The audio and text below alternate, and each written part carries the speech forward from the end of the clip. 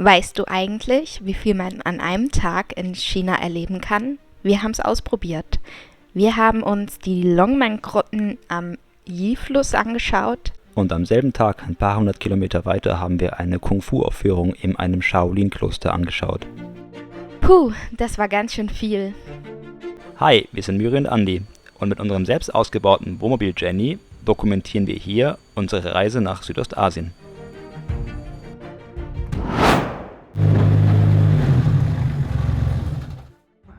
Morgens 7:45 in China. Ja, hier sind wieder ganz viele Camper. Mitten auf dem Stadtparkplatz sogar Leute mit Zelt. Hier diese Wohnmobile mit Slide-Out. Teilweise 2 oder 3 auf einmal. Richtig cool. Und viele sind auch sportlich. Viele treffen sich auch zum kollektiven Sport hin. Mal gucken, ob ich das gleich auch noch aufnehmen kann. Hallo und Ni Hao aus China, genauer gesagt noch aus Pingyao.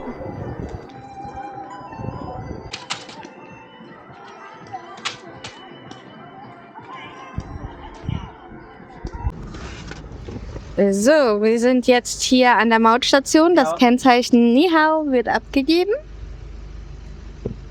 und einmal eingecheckt. Und gleich bekommen wir eine blaue Karte, die brauchen wir, um auf die Autobahn zu fahren. Die geben wir am Ende wieder ab und damit wird die Maut berechnet. Tschüssi. Bye bye. Bye bye. Und das ist die blaue Karte, von der alle sprechen. Juhu.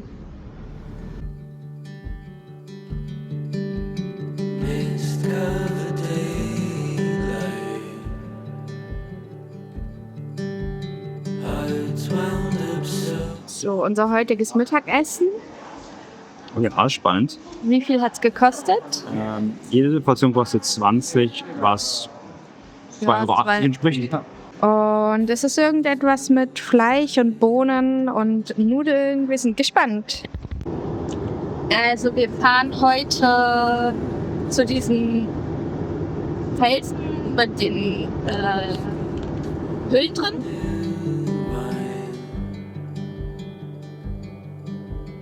Struggling with the old rhyme of an outdated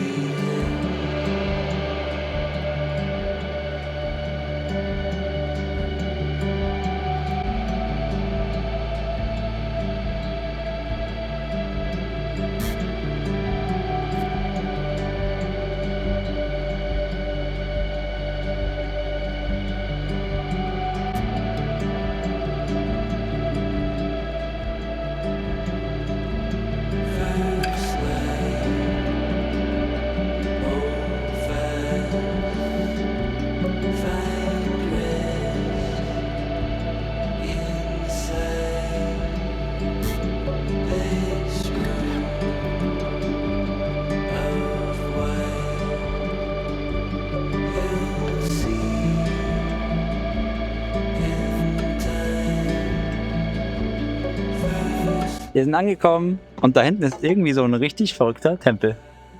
Schön beleuchtet. Ja, ich frage mich, wo diese Höhlen sind. Die Höhlen sind hier auch irgendwo. Eigentlich wollte ich diese Grotten oder Höhlen noch heute Nacht besuchen. Es gibt ein Nachtticket, aber wie ich erfahren musste, leider ist es um 8 Uhr schon zu spät.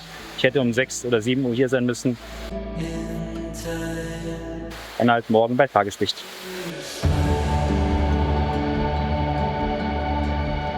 Also wir sind heute in den Longmen Grots. Das sah auf den Bildern, die man bis jetzt gesehen hat, ein bisschen so aus wie in Kappadokien, die Höhlen. Und ich bin sehr gespannt, weil vor allen Dingen ich habe mich hier sehr drauf gefreut. Jetzt suchen wir noch den Eingang und dann geht's los. Andi, du hast ja schon versucht, gestern Abend schon mal reinzukommen. Da abends sollen die Lichter so schön sein und sie haben dich nicht mehr reingelassen. Ja, viele von unserer Reisegruppe sind gestern zu spät angekommen. Es heißt zwar, es gibt ein Ticket für die Zeit vor 18 Uhr und eins für nach 18 Uhr, aber wenn man am Abend, also bei der Beleuchtung rein möchte, dann muss man wirklich zwischen 6 und 6:30 Uhr auftauchen, scheinbar. Also um 19 Uhr war es schon zu spät. Also erstmal muss man an diesem sehr schön angelegten Brunnen vorbei. Aber man kann auch außen rumgehen, man muss nicht drüber steigen. Deswegen nehmen wir jetzt den Weg hier. Boah, angenehm kühl. Ja, tatsächlich. Weil heute ist wieder 29 Grad. Wir fahren jetzt einfach in die Hitze. Wir sind jetzt aus der herbstlichen Region raus, wo man auch mal eine Jacke gebrauchen konnte. Und es wird heiß. Also ich habe einen Auftrag von einer ehemaligen Kollegin. Ich soll die Popelbildchen fotografieren. Und das tue ich jetzt.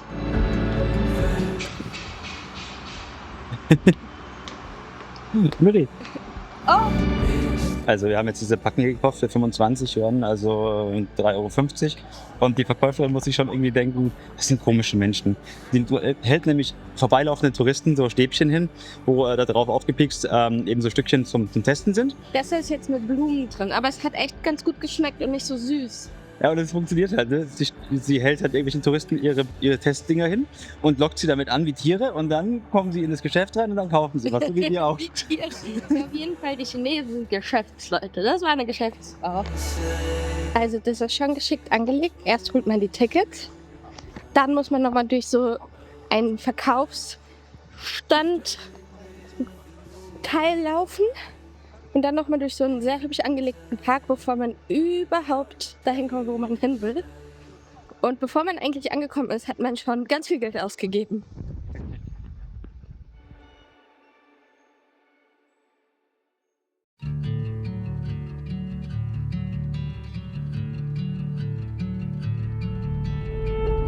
Close my eyes. Hier ist auf jeden Fall einiges los. Gleich nach dem Eingang große Mengen an Leuten, die hier am Ufer stehen und mal gucken, was da noch alles kommt. Ich finde das so faszinierend, weil hier ist es ultra grün. Und trotzdem sind wir mitten wieder in einer Millionenstadt. Und das ist in jeder Stadt so. Da hinten siehst du die Berge, aber eigentlich sind drumherum noch ultra viele Hochhäuser und Menschenmassen. Ja.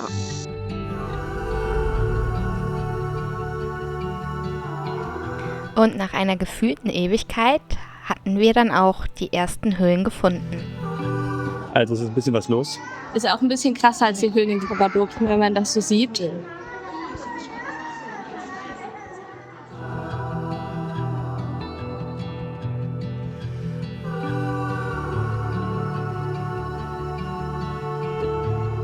the narrows near Lake Elsevier, memories cover my eyes and dead. Bei den Longmen-Grotten haben wir übrigens einmal Peking ausgenommen, zum allerersten Mal andere europäisch aussehende Touristen getroffen bzw. gesehen. The sky. Die Longmen-Grotten wurden im 5. Jahrhundert erbaut und der Erbau dieser Grotten hat über 400 Jahre gedauert. Die Grotten findet man am Yi-Fluss und diese sind heute ebenfalls Weltkulturerbe. In der Kulturrevolution, die damals stattfand, wurden ein Großteil der Grotten zerstört und geplündert, doch einige dieser wunderschönen Statuen sind heute noch erhalten. You hear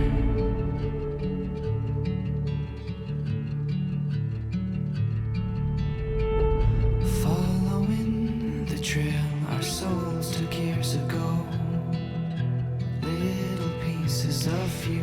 In den Grotten findet man in über 2345 Nischen über 100.000 Buddha-Statuen und mehr als 2800 Inschriften. Die größte Statue ist dabei über 17 Meter groß und die kleinste misst ungefähr 2 Zentimeter. Till I die. In China gibt es noch weitere Orte wie die Longmen-Grotten, aber die Longmen-Grotten sind mit Abstand die größten. Holding safe but just beyond my reach. Won't you then help me to feel complete? Lover, please, if anything I beg you, send me something. 'Cause right now I am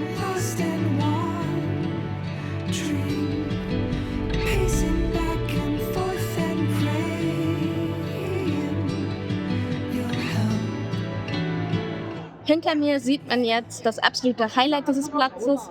Diese Statue hinter mir ist 14 Meter hoch und ist für die damalige Epoche das Nonplusultra der Höhlenkunst gewesen. Außerdem ist es hier irgendwie total hip, wenn man so ein Bild macht. Also alle machen hier vor diesen Statuen so ein betendes Bild und sehen dabei sehr andächtig aus. Und das ist schon faszinierend. Close my eyes, you're looking back at me. Out of all the mother's beauty that I've seen, there is none.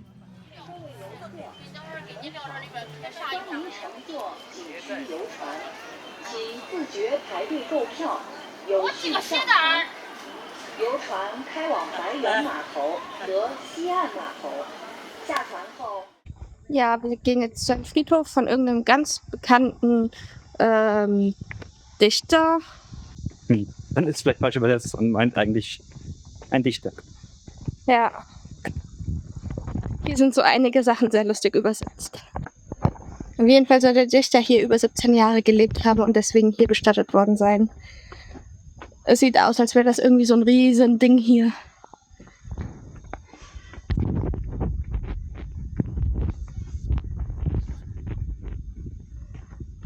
Ha, das Wort, das ich gesucht habe, ist Poet.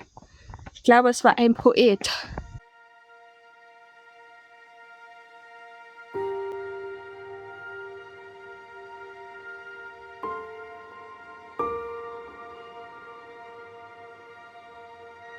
Hier hat ein Mann gewohnt, der konnte gut reimen und dichten. Es ist auch sehr tropisch, schwül und heiß. Und natürlich kann ich diese wunderschön kalligrafierte Sprache auch. Hier steht, wer das liest, der ist ein Dummkopf.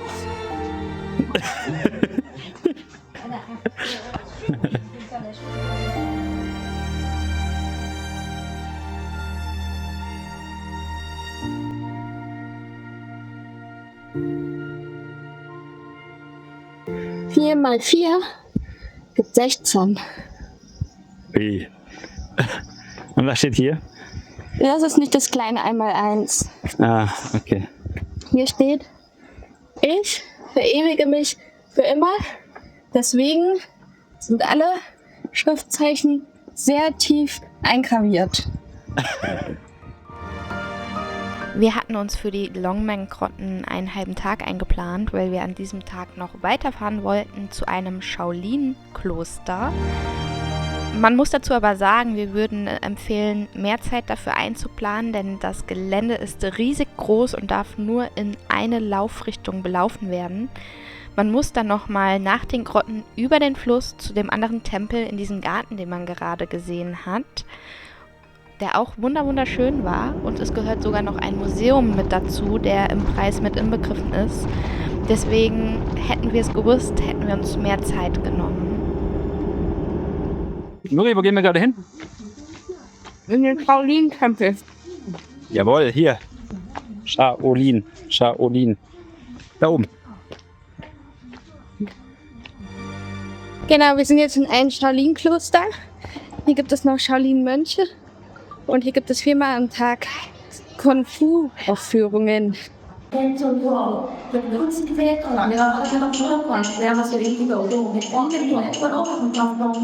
kannst du noch weiter?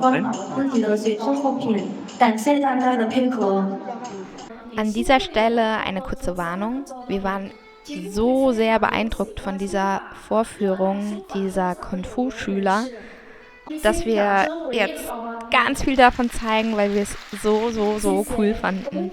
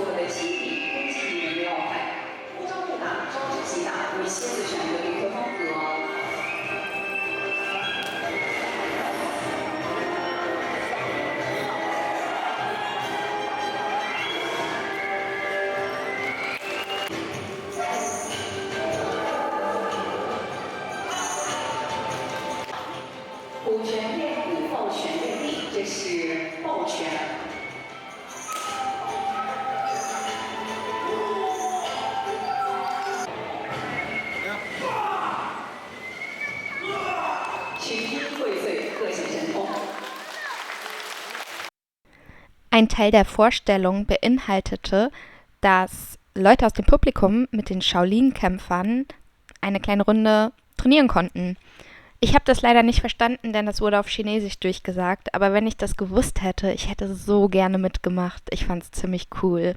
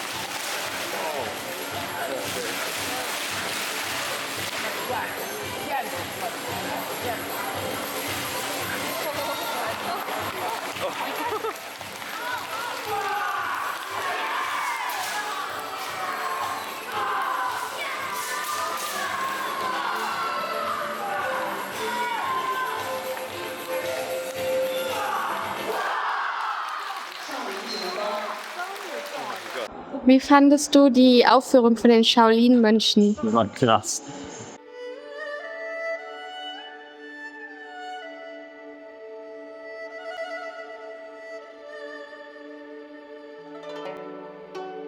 Nach der Aufführung haben wir uns noch das Kloster angeschaut. Ich persönlich muss sagen, das war das kunstfertigste und schönste von allen, die wir gesehen haben. Aber das ist halt mein Geschmack, andere sehen das vielleicht anders. Außerdem war bei diesem Kloster noch eine komplette Kung-Fu-Schule. Und man wird es später nochmal sehen, die Jungs, es sind leider nur Jungs, trainieren wirklich mehrfach am Tag und es sind ganz schön viele.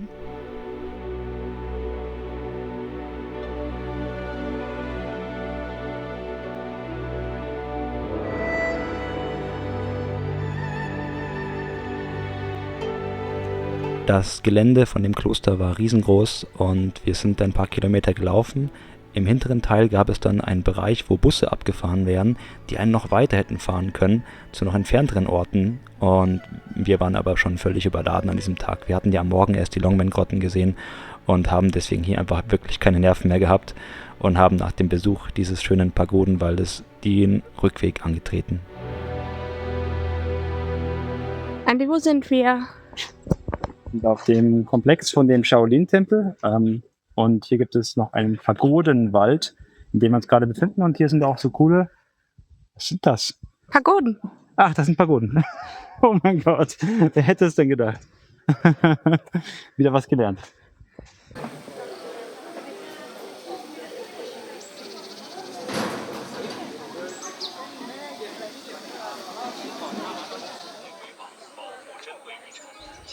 Also wir haben jetzt doch noch ein Schild gefunden, was den Pagodenwald erklärt. Und das sind 248 einzelne Stupas. Das sind ja diese mini-buddhistischen Tempel, sage ich mal.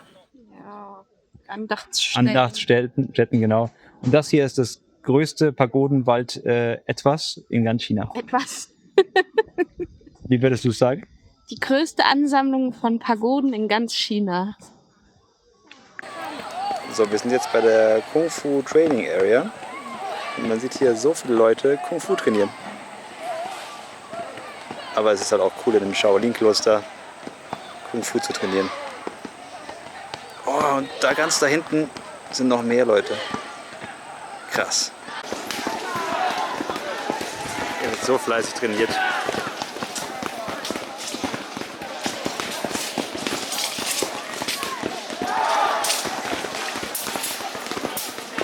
Jetzt sind wir eben so im Park entlang gelaufen und sind völlig, ohne dass wir das wollten, noch in eine Trainingseinheit von den Shaolin-Mönchen hier reingeraten. Und es sieht schon ziemlich heftig aus, was die machen. Also die sind tough.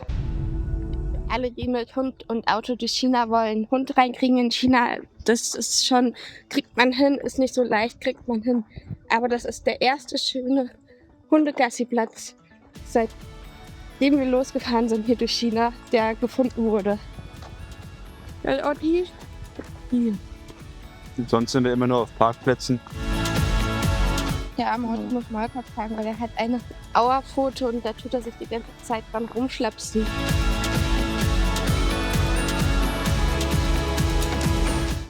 Ein neuer Tag in China und wir fahren heute Richtung Terrakotta-Armee.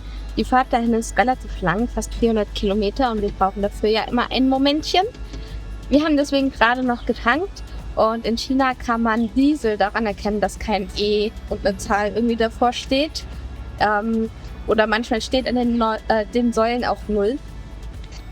Und yes, jetzt geht's los.